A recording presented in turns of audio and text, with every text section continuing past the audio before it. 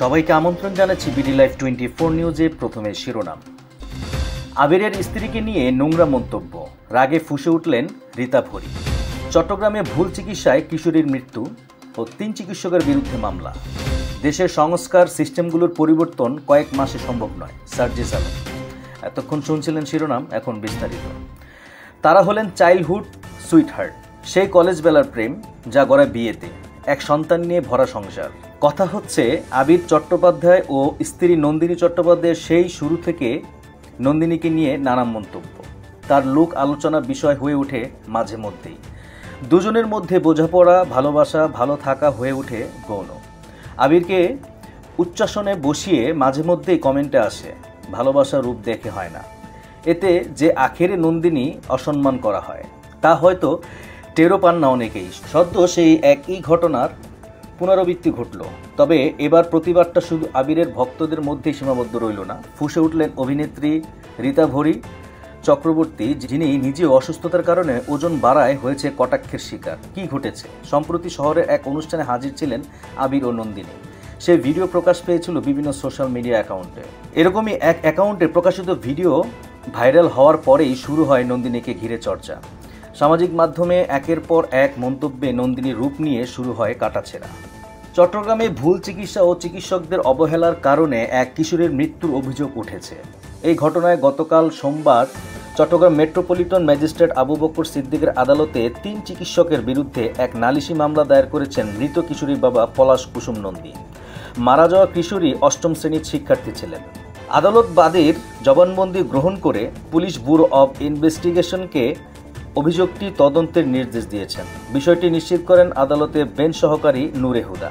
মামলায় অভিযুক্ত 3 চিকিৎসক হলেন নগরের আসকার দিঘির পাড়ে অবস্থিত new life hospital and diagnostic সেন্টারের কর্তব্যরত চিকিৎসক সমৃদ্ধি চৌধুরী, হাসপাতালের ব্যবস্থাপনা পরিচালক সুমন চক্রবর্তী ও চিকিৎসক অনুরুদ্ধ ঘোষ। মামলার এজাহারে বাদী উল্লেখ করেন, তার কিশোরী মেয়ে প্রজ্ঞা নন্দী দীর্ঘদিন ধরে মাইগ্রেনে ভুগছিলেন এবং সে অনুযায়ী ওষুধ খেত। 2 জুন হঠাৎ বমি ও দুর্বলতা অনুভব করলে তাকে নিউ লাইফ হসপিটালে নিয়ে যান। সেখানে কর্তব্যরত চিকিৎসক স্যালাইন দেওয়ার পরামর্শ দেন। তিনি বলেন, মেয়ে সুস্থ আছে, ভর্তি করার প্রয়োজন নেই। বাদীর অভিযোগ, চিকিৎসকের পরামর্শ অনুযায়ী মেয়েকে স্যালাইন দেওয়া হয় এবং ক্যানুলার মাধ্যমে ইনজেকশন পুশ করা হয়। স্যালাইন দেওয়ার 20 মিনিটের মধ্যেই মেয়ে জ্ঞান হারিয়ে ফেলে। তখন কোনো পরীক্ষা নিরীক্ষা বা বিশেষজ্ঞ চিকিৎসকের পরামর্শ ছাড়াই কেন ইনজেকশন পুশ করা হলো জানতে চাইলে চিকিৎসকেরা বিরক্তি প্রকাশ করেন। কিশোরীর জ্ঞান না ফেরায় বিশেষজ্ঞ চিকিৎসক আনার অনুরোধ উপেক্ষা করেন।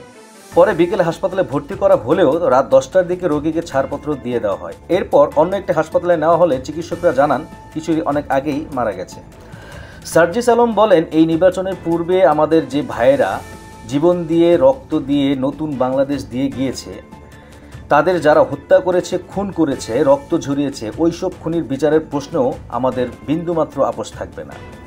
নির্বাচনের আগে জুলাই ঘোষণাপত্রের দাবি জানিয়ে এনসিপি নেতা সার্জিস আলম বলেছেন, দেশের প্রথম সারির বড় 7টি দলের মধ্যে 6টি দল একটি গুরুত্বপূর্ণ সংস্কারের প্রশ্নে যখন একমত হয়, তখন অন্তর্বর্তীকালীন সরকার কিংবা ঐক্যমত্য কমিশনের কাছে যদি একটি বড় দল হয়ে যায়, তাহলে এই অন্তর্বর্তীকালীন সরকারের যে গ্রহণযোগ্যতা গণমানুষের কাছে সেটি হারিয়ে ফেলবে।